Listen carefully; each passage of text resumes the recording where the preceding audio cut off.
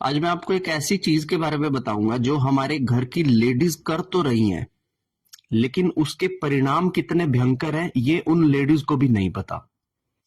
हरियाणा, पंजाब, राजस्थान, हिमाचल प्रदेश, दिल्ली, उत्तर प्रदेश, मध्य प्रदेश, ऐसे बहुत सारी कंसल्टेशंस मैंने ली हैं जहां पर एक औरत किसी पंडित के पास जाकर कहती है कि मेरी बहू तो मेरे बिल्कुल कंट्रोल में नहीं है, इसे कंट्रोल में ला दे। या फिर मेरे घर के मेरा बेटा मेरा पति मेरे कंट्रोल में नहीं है, इसे कंट्रोल में ला दे।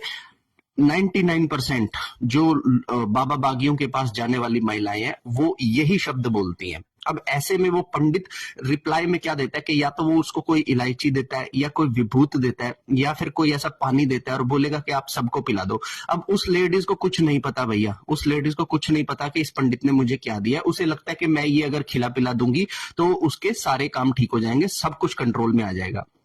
लेकिन एक्चुअल में बिहाइंड द सीन है क्या, ये मैं आप लोगों को बता देता हूं।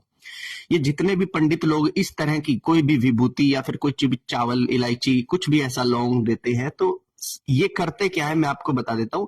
इन लोगों ने रखे होते हैं प्रेत, ठीक है, जहां पे कोई एक्सपायर हो जाता है या फिर शमशानों से जाकर ये छोटी मोटी तंत्र विद्याओं से वहां से प्रेतों को उठा लेते हैं और उनकी जो राख होती है, ठीक है, उससे वो प्रेतों को सिद्ध कर लेते हैं। और जब भी कोई ऐसी महिला इनके पास जाती है कि मेरी तो बहू कंट्रोल में नहीं है, मेरा तो बेटा कंट्रोल में नहीं है, मेरा तो पति कंट्रोल में नहीं है, तो वो उस विभूति को, इलायची को, लौंग को, जो भी मटेरियल XYZ वो यूज करते हैं, उसको वशीकरण टोटके से लाकर उस महिला को दे देते हैं और कहते हैं कि इसे अपने घर में सबको देना शुरू कर दे। अच्छा, अब वो जो विभूत है उसे लगता है कि पता नहीं बाबा जी ने कौन सा ही मंत्र पढ़ के दे दिया।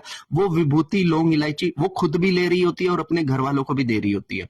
और कुछ साल के बाद भी नहीं, कुछ महीनों के बाद ही सबकी बुद्धि बंदी होती है।